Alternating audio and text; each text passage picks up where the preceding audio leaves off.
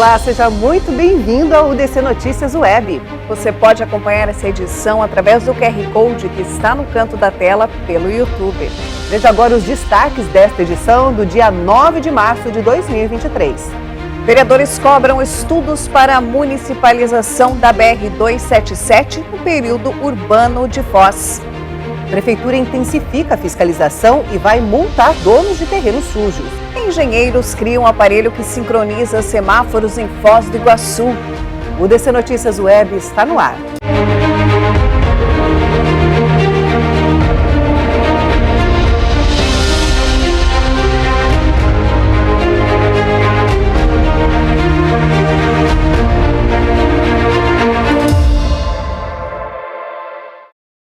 Olá, a gente abre a edição falando sobre um assunto discutido na Câmara de Vereadores nessa quinta-feira. Eles cobram a possibilidade de municipalização da BR-277 no perímetro urbano de Foz. Os vereadores Cabo Cassol, Rogério Quadros e o presidente do Legislativo, João Morales, estão pedindo a possibilidade do município estudar a municipalização em trechos onde há grande movimento de veículos e problemas que se arrastam há anos, como é o caso da rotatória do CTG Charrua. Outro ponto é o Parque Presidente, que ficou isolado desde a construção do viaduto que dá acesso à Avenida Costa e Silva. A municipalização pode fortalecer o crescimento e o desenvolvimento econômico de algumas regiões, que ficaram separadas depois de algumas mudanças. Foi o que ocorreu entre o Jardim Jupira e a Vila Portes. Porque hoje o município não tem autonomia sobre as rodovias, e isso traz um grande prejuízo à nossa cidade, Foz do Iguaçu, tanto no desenvolvimento, tanto no desafogamento dos trânsitos, na realidade que nós temos hoje em vários bairros, a ligação dos bairros com o centro da cidade, isso traz um grande prejuízo. O requerimento nós precisamos entender e nós observamos que há uma dificuldade muito grande, um diálogo muito grande com o governo federal em relação às obras, à infraestrutura, o investimento que é feito na rodovia. E quem sofre ali é o município de Foz do Iguaçu.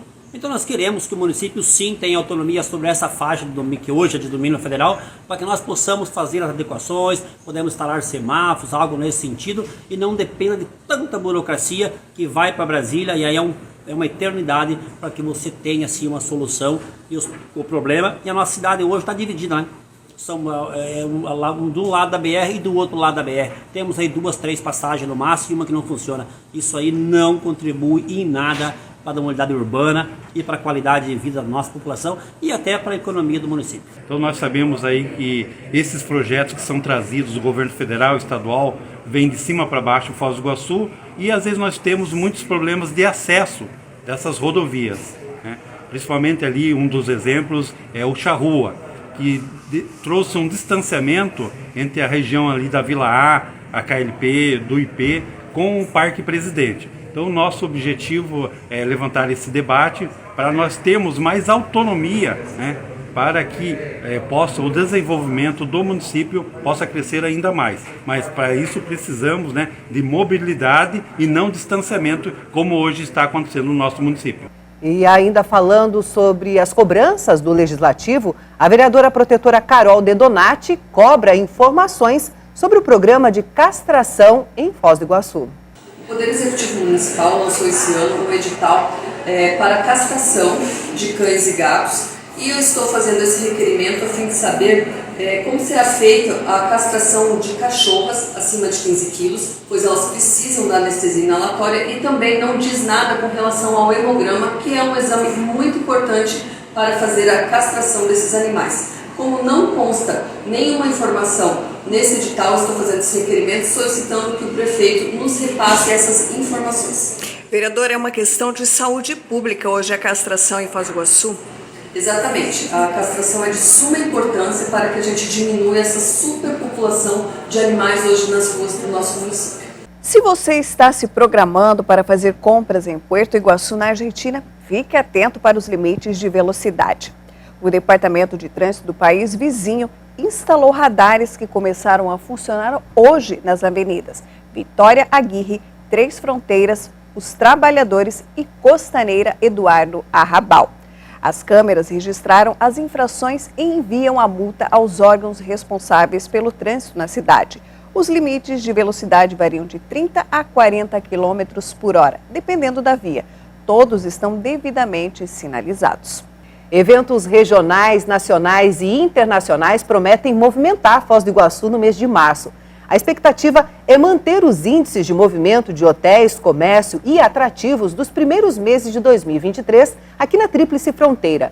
Entre os eventos programados estão a Corrida e Caminhada da Mulher no dia 12 de março, no dia 13, o 4º Seminário Nacional do Sistema S, Sebrae, Senai e Senac. O evento vai até o dia 15 no Hotel Mamu. A expectativa é receber mais de 3.000 agentes públicos.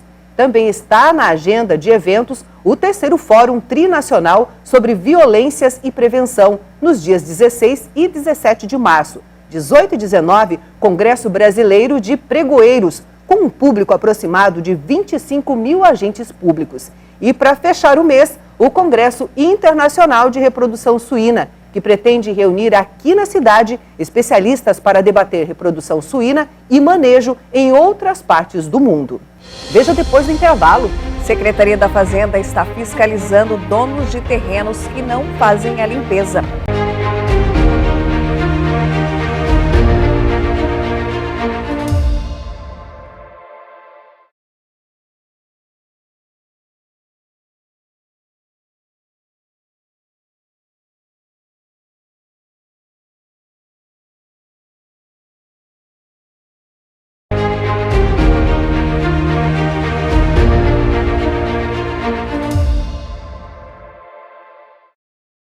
A Prefeitura em Foz do Iguaçu intensifica a fiscalização e vai multar donos de terrenos sujos. Só este ano já foram emitidos 223 autos de infração e 20 notificações para proprietários com terrenos em situações irregulares, sujos ou abandonados. As autoridades de Foz do Iguaçu estão empenhadas na missão de combate à dengue, mas este é um trabalho que deve ser realizado em colaboração com a população da região. As mobilizações de limpeza e fiscalização coordenadas pela Prefeitura Municipal foram intensificadas nas últimas semanas com o aumento dos casos de dengue na cidade. Em 2022, a Secretaria da Fazenda em Foz do Iguaçu emitiu 940 multas a proprietários de terrenos sujos e com mato alto. As multas podem variar de R$ 107,72 a R$ 10.772. Segundo o chefe de fiscalizações da Secretaria, o valor médio das multas é de R$ 3.200. As denúncias de imóveis ou terrenos sujos e com mato alto podem ser feitas pelo telefone 156 ou pelo aplicativo eOuve da Prefeitura de Foz do Iguaçu. O governo do estado encaminhou um ofício ao Ministério dos Transportes pedindo mais agilidade na recuperação da BR-277 por conta de uma fissura na pista, na altura do quilômetro 33. A BR-277 é a principal ligação dos municípios do estado com o litoral e o porto de Paranaguá. O alerta é uma preocupação diante da necessidade de escoamento da safra, estimada em quase 21 milhões de toneladas de soja. E agora, falando em esportes, tem estreia no Campeonato Paranaense nesse sábado com portões abertos à torcida. O Foz Futsal vai estar no Campeonato Paranaense neste final de semana, buscando o tetracampeonato. O técnico da equipe falou um pouco sobre suas expectativas e as novidades do ano. Um grande jogo contra uma equipe de investimento alto, uma grande equipe também, que é o Campo Mourão. Mas a gente fez uma ótima pré-temporada, conseguiu se preparar bem e está convicto que vai fazer um grande jogo aqui no sábado e ter certeza que o ginásio Costa Cavalcante vai estar cheio, vai estar apoiando a gente. Quais são as novidades do Foz para esse ano? A gente manteve uma base do ano passado, né? Uma espinha dorsal, e trouxe alguns atletas de uma geração nova, mas que tem uma bagagem, já jogaram no Liga Nacional, o retorno de atletas que têm uma história no clube, como o Daniel Feitosa. Trouxemos Pajé no final do ano passado, que é um pivô canhoto que é muito bom jogador e a gente acredita muito nele, é uma aposta, mais uma aposta que a gente acha que é concreta. E trouxe jogadores também que se destacaram no ano passado, como o Bob, que foi um dos artilheiros da Liga Nacional, como o Malcom, que foi um destaque do próprio Campo Mourão e vai estrear contra a equipe que ele enfrentou. O Beck Gleidson, que era o capitão do Santo André e cara que veio para ter uma liderança no grupo da gente. E o Juninho, ala canhoto do Joaçaba, que também se destacou muito ano passado e chega para somar muito. O goleiro Del Duque também, Gabriel Del Duque, que foi campeão ano passado paranaense com o Chopezinho e que eu espero que ele repita a dose aqui no Foz Cataratas. O goleiro do time também comentou sobre o que ele espera do jogo. As expectativas são as melhores possíveis. Estamos trabalhando já há cerca de 45 dias. Acho que a pré-temporada foi muito bem feita, muito bem preparada para nós. Acredito que a gente consiga fazer uma excelente estreia dentro de casa.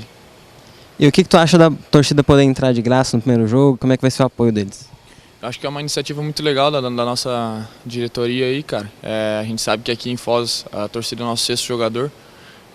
E acredito que liberando a entrada até para a galera vir conhecer a equipe, né, desse ano, que é uma equipe reformulada do ano passado. É muito importante para nós que esteja cheio esse ginásio. O plano sócio do torcedor é uma iniciativa para este ano. O supervisor da equipe falou sobre.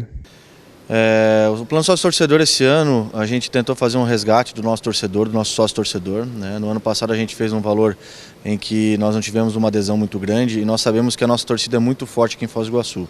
Então o processo de valores foi para realmente trazer o nosso torcedor de volta para o ginásio. Né? Um custo, se a gente for colocar no papel, acho que é o preço mais vantajoso do Brasil.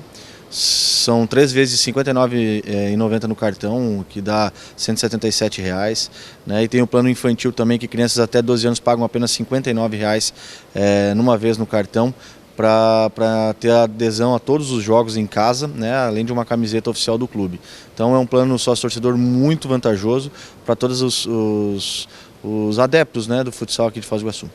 Onde que ele faz para adquirir informação e poder ter acesso?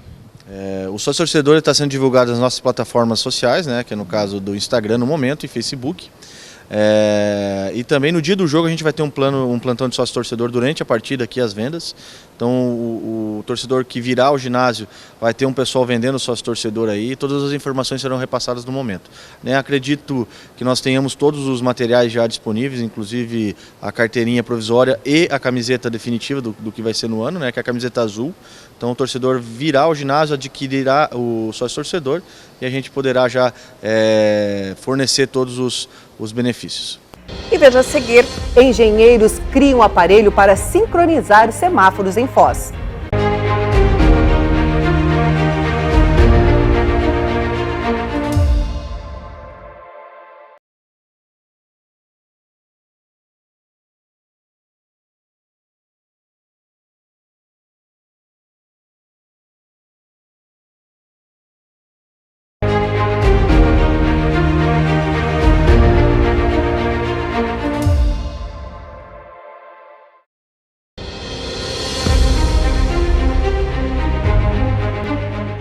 E o DC Notícias Web está de volta e agora para falar sobre mobilidade urbana. E o nosso convidado é o Roberto Ramos, engenheiro mecânico, que presta serviços para o Foztrans aqui em Foz do Iguaçu. Muito obrigada pela sua participação aqui no DC Notícias Web. Imagina, é um prazer estar aqui. E agora a gente vai falar sobre essa mobilidade urbana. Vamos. Você e o seu irmão criaram um aparelho para facilitar a locomoção dos veículos e das pessoas aqui em Foz do Iguaçu? Positivo. Nós criamos um aparelho simples que possibilitou alguns controladores de semáforos aqui já instalados em Foz, um pouquinho mais antigos, que eles voltassem a ter essa possibilidade de ser realizada uma onda verde nas vias. O que seria essa onda verde? Essa onda verde, assim, você imagina, você está na Marechal Deodoro, você parou no primeiro semáforo, ele está vermelho. Quando ele abriu, se você andar 40 por hora, você sai com o teu carro, sem correr, 40 por hora. Chegando no próximo semáforo, ele vai estar abrindo. No terceiro semáforo, ele vai estar abrindo também. Então você consegue atravessar a via inteira, pegando todos os semáforos verdes. E esse trajeto aí dura quanto tempo? Se você pegar todos os semáforos vermelhos, verde, quanto tempo você vai Você consegue passar ali as marechais inteiras em 2 minutos. Muito mais rápido. Muito mais economia. rápido. Economia de tempo. E o fator que eu mais entendo ser importante é que hoje, com esse sistema habilitado, você não vê mais a pessoa de carro correndo para chegar num semáforo que está fechando. Era isso que acontecia mesmo. Você estava olhando no outro, lá na frente, ele já está fechando. E você já acelerava. E você acelerar, você tem esse impulso natural de acelerar. Sim. E hoje não acontece isso, porque quando você parte do primeiro semáforo, você já está enxergando o segundo vermelho. Então não tem senso você sair acelerando. E quando você vai chegando perto dele, ele começa a gradativar e abre. Se você acelerar também, você vai pegar ele fechado. Você vai pegar ele fechado. Não faz sentido você sair acelerando fora da velocidade da via, que cada via tem uma velocidade pelo Código de Trânsito Brasileiro. Então, por exemplo, as Marechais, Almirante, Avenida Brasil, 40 km por hora. Então, essa defasagem de tempos, para você ir abrindo de um semáforo para o próximo, ela foi medida em relação à velocidade de 40 km por hora. Quantos aparelhos desses tem espalhados aqui na cidade? Olha, nós já instalamos Santos Dumont, Marechal Deodoro, Marechal Floriano, Almirante Barroso, Avenida Brasil, a JK entre a Carlos Gomes e a Venezuela, e agora na Avenida das Cataratas, entre o restaurante China até a Avenida Iguaçu também já está instalado. E agora o próximo passo vai ser instalar na República Argentina, da antiga Fitfoz até a Mário Filho. Isso aí, quantos aparelhos no total? Até agora a gente já fabricou perto de 43 ou 45 aparelhos, que a gente sempre tem um de reserva se acontecer alguma coisa, e a gente já está fabricando mais 10 aparelhos. Então vão ser em 10 cruzamentos que vão ser instalados. Agora a gente pensa assim, nessas ruas normais, que não tem muito trânsito, que não tem uma confusão como na Avenida Brasil, é tranquilo. E na Avenida Brasil? Vamos lá, a Avenida Brasil é um caso muito específico, porque tem muita gente esperando vaga, muita gente saindo do estacionamento. Então o que a gente fez? Como a Avenida Brasil, ela não, apesar dela estar com o aparelho, os planos, as programações semáforos dessa Avenida Brasil, elas não estão muito precisas, porque a gente decidiu prejudicar um pouquinho a Avenida Brasil, porque ela não tem essa fluidez necessária para beneficiar um sentido leste-oeste, que é Bartolomeu de Gusmão e Jorge Sanvas. Porque quando você trabalha com a onda verde, no caso a gente priorizou todos os corredores norte-sul ou sul-norte. A gente não consegue fazer norte-sul e leste-oeste. Então o que a gente fez? A gente prejudicou um pouquinho a Avenida Brasil para ter, vamos dizer assim, uma onda genérica na Bartolomeu e na Jorge Sanvas. As ondas da Bartolomeu e da Jorge Sanvas, elas não são perfeitas. Talvez a pessoa precise esperar 5, 6 segundos para abrir o semáforo. Mas é melhor do que nada. As pessoas conseguem ter essa percepção de estar passando numa rua e pegando todos os sinais verdes, ela consegue perceber isso? Com certeza, eu já encontrei amigos meus que reclamavam até, porque sabiam que eu faço a manutenção dos semáforos, e que começaram a comentar, nossa, eu tive sorte outro dia, eu peguei a Almirante Barroso do começo até o final aberta. Aí eu falava, não, meu sobrenome é Sorte. Então, Sorte, como que vocês conseguiram, como que vocês pensaram em desenvolver esse aparelho? Porque tem aparelhos mais caros, tem aparelhos que grandes empresas fazem, e como que vocês resolveram fazer e desenvolver esse aparelho? A solução ela é muito simples. Hoje em dia, todos os controladores de semáforo que são vendidos no Brasil, por legislação, eles são obrigados a ter o protocolo aberto de comunicação. O que significa isso? Em todo lugar que eu vou, se eu pego um controlador, a parte da programação dele, eu consigo saber o que eu devo escrever nele para ter o resultado que eu quero. Então isso chama protocolo aberto. Como a gente tinha a necessidade de ter todos os cruzamentos com a mesma base de tempo, ou seja, se eu tenho 5 semáforos, 5 cruzamentos na Almirante Barroso, todos têm que ter o mesmo relógio, a mesma data e hora. Por exemplo, se é 10 horas da manhã, 5 minutos e 10 segundos no primeiro cruzamento, no segundo tem que ser 10 horas, 5 minutos, 10 segundos, no terceiro também. Ou seja, todos estão em cima da mesma base de tempo. Todos têm que estar sincronizadinhos. Todos têm que estar sincronizadinhos. Quando a controladora de subrede do Fostrans, ela teve um problema, o Fostrans não conseguiu reparar ela. Então o que aconteceu? A gente tinha, sei lá, 40 controladores de semáforo, todos individuais, todos num horário diferente. Ah, esse daqui é 10h05, esse aqui é 10h06. Uma bagunça. E com isso você não consegue fazer a onda. Sim. Foi daí que a gente teve a ideia. Então, o que a gente precisa? Precisamos colocar todo mundo no mesmo relógio. Quem que pode dar um relógio para nós? O GPS. O GPS, eu consigo o relógio, ele tem um relógio atômico, então todos os satélites estão interligados, então no mesmo relógio atômico, cada um tem um relógio atômico. Então eu estou pegando de graça um sinal que o GPS está me passando. Economia para o município. Economia. Então a gente fez uma coisa simples, que a nossa caixinha, ela pega o horário do GPS, ela traduz para a linguagem de cada controlador que a gente precisar. Então, por exemplo, a controladora é feita no Brasil, ela fala português. Tem uma controladora que é inglesa, ela só fala inglês. Então, essa minha caixinha, ela pega o horário do GPS, ela traduz para a linguagem necessária, que a gente sabe, e ela está sempre informando. A cada 5 minutos ela está dizendo para a controladora: fulana, agora é 11 horas, 0 minutos e 0 segundos. Ela vai lá e programa, rapidinho, é muito rápido. Então, a cada 5 minutos, eu estou sempre dando um código nela, dizendo, é esse horário agora, é esse horário agora. Então, o que eu consegui? O que nós conseguimos? Que todos os semáforos estejam agora no mesmo horário pelo GPS. Isso trouxe uma economia de quanto para o município? Olha, eu não sei os valores atuais, tá? Mais ou menos. Próximo de 1 milhão, eu entendo, porque como as controladoras são antigas, então eles iam precisar trocar CPU, iam precisar colocar placa de comunicação, iam precisar colocar um chip de celular, ia ter que pagar dados. E a gente fez uma caixinha simples, pegando uma informação de um satélite que a gente não precisa pagar, porque todo está à disposição para qualquer um, da constelação americana de satélites, e a gente conseguiu resolver o problema da onda verde nessas vias. A gente pode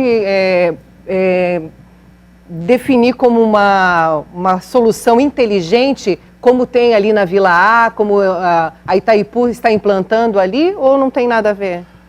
Olha, eu acho que não tem nada a ver, assim, na minha opinião. Por quê? Eu estou te perguntando porque eu não entendo nada disso. Tranquilo. A Vila A, o que acontece? Todos os semáforos estão... Eu não comecei ainda a fazer a manutenção lá, eles não entregaram ainda. Você imagina que você tem uma central que está centralizando todas as informações, está recebendo informações e está mandando informação para os semáforos. Então, eu não sei como é que é na Vila A. Os novos aqui dos corredores, do corredor turístico da cidade, Chimelfeng, Avenida Paraná, JK e República Argentina, vão ter umas câmeras. Essas câmeras vão contar o número de veículos, então elas não são para multar, elas só estão ali antes dos semáforos para contar o número de veículos. Então, quando elas veem que tem que o fluxo está muito grande, elas mandam um sinal para todos os controladores dessa via, aumenta um pouquinho o verde, porque a gente está muito sobrecarregado, aumenta o verde. A nossa não, a nossa é uma coisa fixa. Entendi. As vias são mais simples, menores, mas também importantes, né? Porque você pode ir da parte norte-sul para a cidade, pela Avenida Paraná, mas você pode ir pela Marechal, você pode ir pela Almirante Barroso. Como o trânsito lá já é mais conhecido, então os planos já estão feitos para a quantidade de carros que já é esperada. Há uma possibilidade de implantar esse teu aparelho, que é bem mais em conta, em outros municípios aqui do Paraná ou até mesmo do país? Com certeza. Vamos lembrar que todos os controladores semafóricos hoje, eles têm obrigatoriedade de ter o protocolo aberto de comunicação. Então, qualquer controlador de semáforo que tem o protocolo aberto, eu consigo mandar informação de data e hora para ela. E você já tem contatos aí? Já está negociando? Não, a gente fez... o nosso intuito não foi comercial, tá? Eu tenho, por uma questão contratual, a obrigatoriedade de estar realizando as ondas verdes.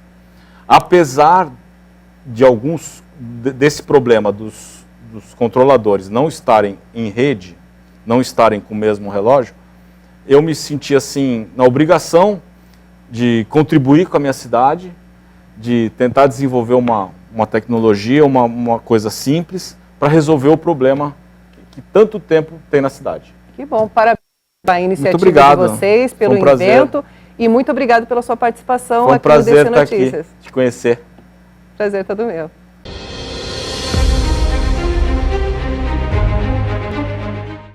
E o DC Notícias Web fica por aqui. Muito obrigado pela sua companhia. Até amanhã. Convidamos você sempre a curtir, a compartilhar e acompanhar as nossas redes sociais oficiais. Até amanhã. Tchau, tchau.